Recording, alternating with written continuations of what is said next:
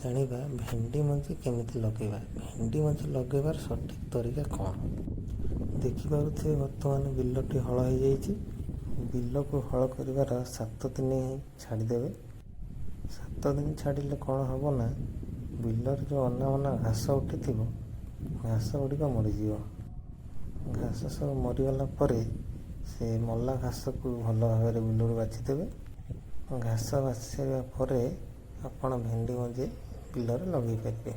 ହଁ, ବିଲକୁ ସମାନ କରି ଭେଣ୍ଡି ମଞ୍ଜି ଲଗାଇବେ।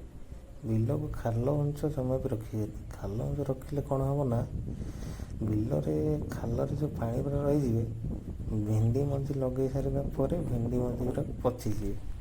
ବିଲକୁ ଆମେ ସମାନ କେମିତି କରିବା? ସମାନ କରିବାର ସଠିକ୍ ତରିକା କ'ଣ? କ'ଣ କଲେ ବିଲକୁ ଆମେ ସମାନ କରିପାରିବା? କିପରି କରିବା ବିଲକୁ ସମାନ? ଯଦି ଆପଣଙ୍କ ପାଖରେ ଏମିତିକା ମହି ଥାଏ, ତାହେଲେ ଆପଣ ସହଜରେ ଏମିତି ସମାନ କରିପାରିବେ ବିଲକୁ। ଯଦି ଆପଣଙ୍କ ପାଖରେ ମହି ନାହିଁ, ଯେମିତି ବି ହେଉ ଯେକୌଣସି ଉପାୟରେ ବିଲକୁ ସମାନ କରନ୍ତୁ। ଯଦି ବିଲକୁ ସମାନ ନକରି ମଞ୍ଜି ଲଗାଉଛନ୍ତି, ଯେଉଁଠି ବି ଖାଲ ଉଞ୍ଚ ଥିବ ସେଠାରେ ପାଣି ଜମି ରହିବ। ଅଧିକ ପାଣି ବିଲରେ ଜମି ରହିଲେ ମଞ୍ଜି ପଚିବ। ତେଣୁକରି ଯେତେ ପାରୁଛନ୍ତି ବିଲକୁ ସମାନ ରଖିବେ। ଏବେ ଆମେ ଦେଖିବା କ'ଣ କଲେ ଭେଣ୍ଡି ମଞ୍ଜି ଆମେ ସହଜ ଉପାୟରେ ଲଗାଇ ପାରିବା। ଏବେ ଦେଖିପାରୁଥିବେ ଲମ୍ବା ସୂତାରେ ଟଣା ହେଇଛି। ସୂତାର କାମ କ'ଣ?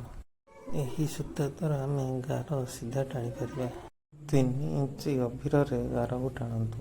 ମନେ ରଖିବେ, ଗାରକୁ 20 ଇଞ୍ଚ ଛାଡ଼ିକିରି ଗାର ଟାଣି ସାରିବା ପରେ ଆବଶ୍ୟକ ମୁତାବକ ସାର, ଗୋବର ଖତ ଗାର ଭିତରେ ଦେବେ।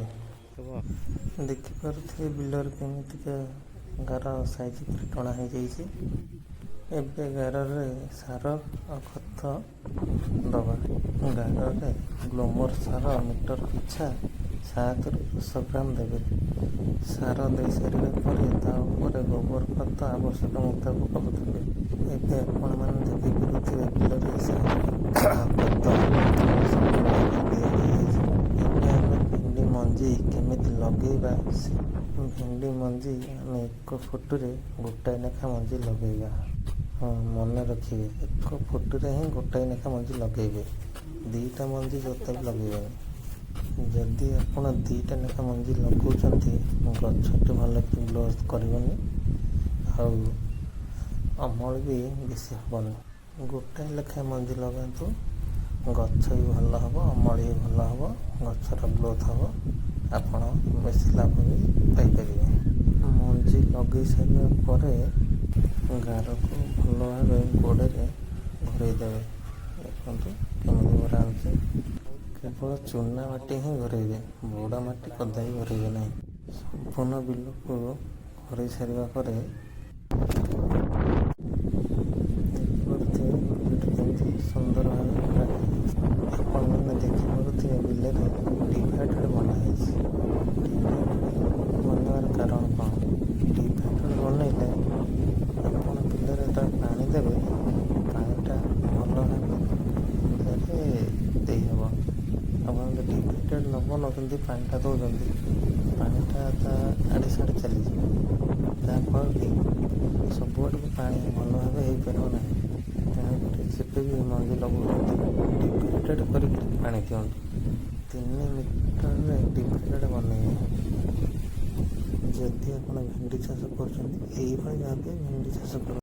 ହଁ ଦର୍ଶକ ବନ୍ଧୁ, ଭେଣ୍ଡି ମଞ୍ଜି ମେ ମାସ 20 ତାରିଖ ସୁଦ୍ଧା ଲଗାଇବା ପାଇଁ ଚେଷ୍ଟା କରିବେ। ଆପଣ ଜୟ ଜଗନ୍ନାଥ। ଆଶା କରୁଛି ଭିଡ଼ିଓଟି ଆପଣଙ୍କୁ ଭଲ ଲାଗିଥିବ। ଯଦି ଭିଡ଼ିଓଟି ଆପଣଙ୍କୁ ଭଲ ଲାଗିଛି, କମେଣ୍ଟ କରି ନିଶ୍ଚୟ ଜଣାନ୍ତୁ। ଆଉ ଲାଇକ୍, ସବସ୍କ୍ରାଇବ୍ କରିବା ପାଇଁ ଜମା ବି ଭୁଲିବେନି। ପାଖରେ ଥିବା ବେଲ୍ ଆଇକନ୍ଟା ବି ନିଶ୍ଚୟ ଦବାନ୍ତୁ।